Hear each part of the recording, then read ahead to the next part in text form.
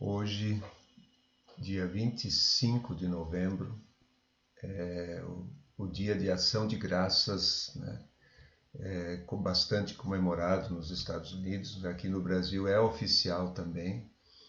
Então, quero dar, em primeiro lugar, graças a Deus por essa oportunidade de estar aqui compartilhando mais um pouco com os irmãos da bondade, da misericórdia, dos planos maravilhosos do Senhor, daquilo que Ele já fez, daquilo que Ele está fazendo, né? Sou grato e por tudo aquilo que Ele vai fazer ainda, porque Ele é bom e os seus planos são perfeitos, maravilhosos, a sua vontade é boa, agradável e perfeita.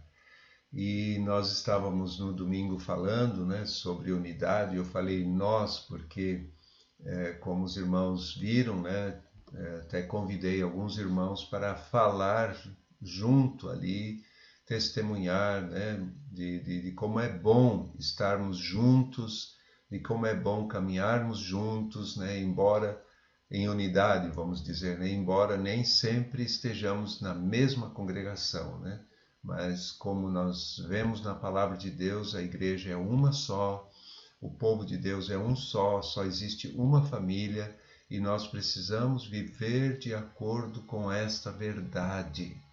Isso tem implicações práticas, inclusive de agenda, né?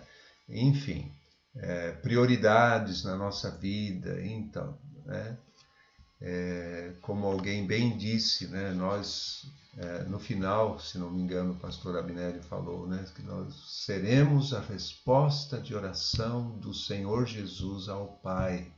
Ele orou para que fôssemos um, né? Que a igreja que expressasse isso aqui na Terra, né?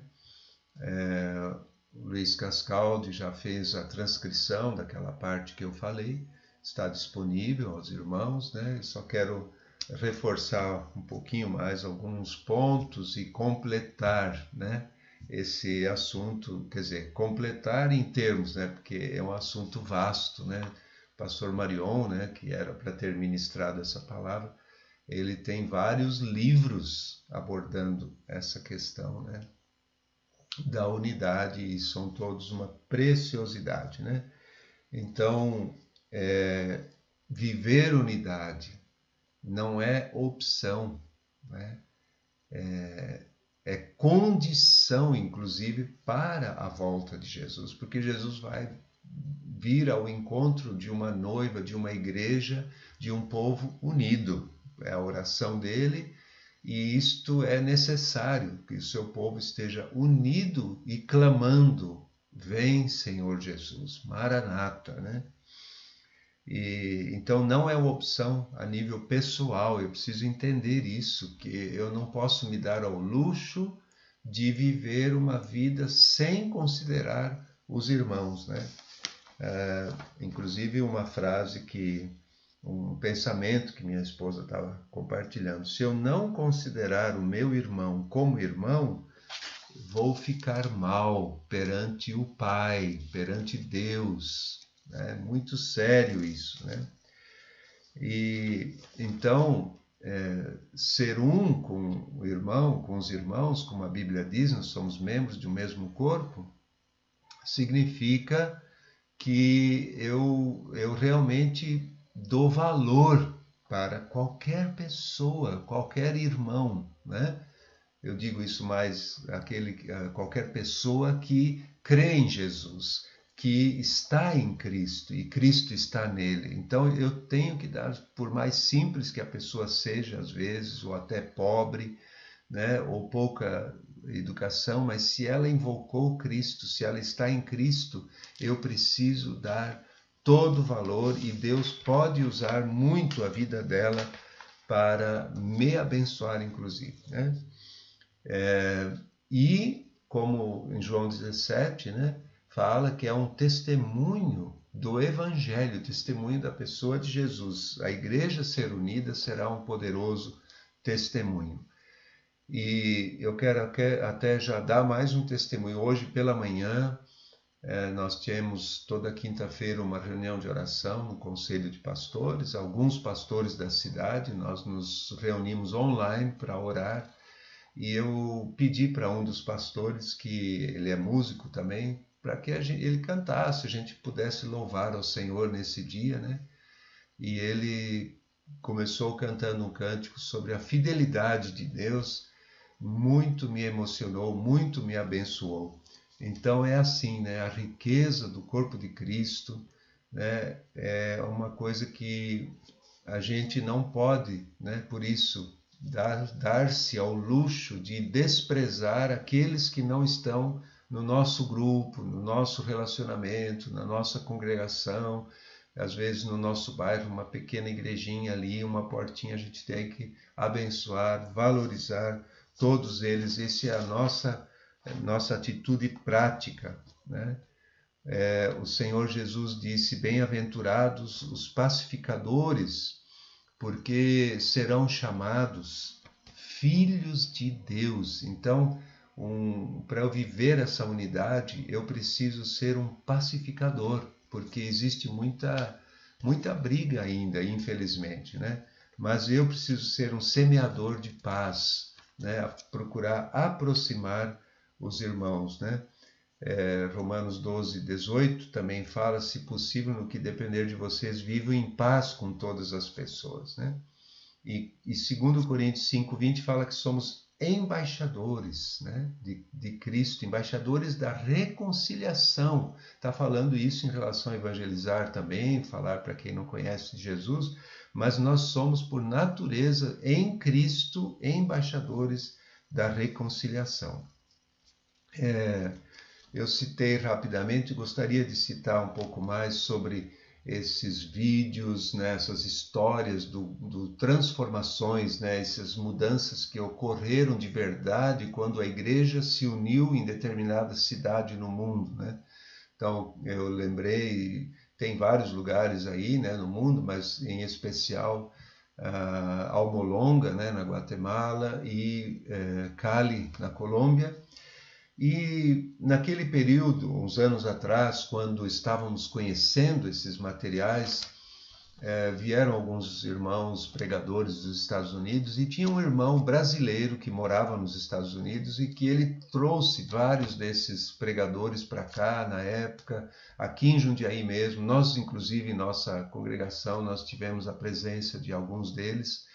E esse irmão chamava-se Charles Barbosa, era nascido em Piracicaba, e ele interpretava, né? Ele traduzia, interpretava alguns desses pregadores, né? Mas ele mesmo era assim um apaixonado por essa questão de unidade, de oração em unidade, né? Ele, infelizmente, o Senhor aprove o Senhor levá-lo. Ele faleceu muito jovem, ainda 40 e poucos anos, né? E ele dizia uma coisa, né, que a unidade da igreja na cidade produz um ambiente confortável para o Espírito Santo vir e permanecer, né? Ele falou: o Espírito Santo se sente confortável, se sente à vontade quando na cidade há um clima de unidade. E o perdão, o exercício do perdão é fundamental para toda essa situação, né, de unidade, de andar em unidade. E ele deixou uma frase que uma vez Abnério e eu até fizemos uma camiseta, usamos num batismo, inclusive, que a frase que o Charles deixou, né, nós até fizemos isso propositalmente em memória dele, né, para honrar a memória dele. E a frase dizia assim: não tenho o direito de me ofender. Então, é um conceito bem elevado de perdão antecipado, né? Eu não tenho o direito de me ofender. Então, isso é muito, eu sei que é forte, mas a gente deve colocar isso como um alvo, né? Eu não posso ficar me ofendendo por qualquer coisa, na verdade, nada, né? Porque eu vou ter que perdoar mesmo, né? Então, quanto mais eu exercito isso, melhor para mim mesmo e para a unidade do corpo de Cristo, né? Então, nunca falar mal de pessoas e muito menos dos irmãos, né? Na verdade, nós não temos o direito pelas escrituras, né, pela Bíblia, de falar mal de ninguém. A Bíblia diz para abençoar os próprios inimigos. Abençoar é falar bem, né? Se eu não tenho algo de bom para falar, então eu não falo, né? É melhor ficar quieto, né? Mas isso é uma prática, uma virtude muito importante. Uma outra virtude importantíssima, fundamental para a unidade é a humildade, que é ter um conceito correto a nosso respeito diante de Deus, né? Eu e Deus, como é que é isso, né? Então eu tenho que ter um conceito bem elevado, porque Deus é muito elevado, né? E um conceito humilde a meu respeito, não abaixo daquilo que ele me chamou para ser, mas não acima. E quando eu tenho, então, esses conceitos corretos a respeito de mim em relação a Deus, eu vou ter também em relação aos outros. Então, eu vou entender aquilo que Jesus disse para sermos servos uns dos outros, e isto fará muito bem em relação à unidade em si, né? E aí, eu há poucos dias também tomei conhecimento de um texto, um devocional, gostaria de ler rapidamente aqui, né? Então, sobre essa questão da interdependência que nós devemos ter com os irmãos, né? O Pai Nosso, a oração que Jesus ensinou, já começa dizendo nosso, né? Então, eu tenho que levar sempre em conta os outros, né? A interdependência do povo de Deus não é apenas um pensamento agradável, é um fator vital em sua existência. Não podemos progredir sem que nos auxiliemos mutuamente. É verdade que há a medida da fé que Deus repartiu a cada um, segundo Romanos 12:3. Mas sozinho, isolado, a pessoa nunca pode exercitá-la plenamente, como o contexto do versículo acima torna bem claro. O Pai Nosso, está em Mateus, né? Capítulo 6. A fé necessita de um corpo completo para chegar à estatura de Cristo e manifestar sua glória.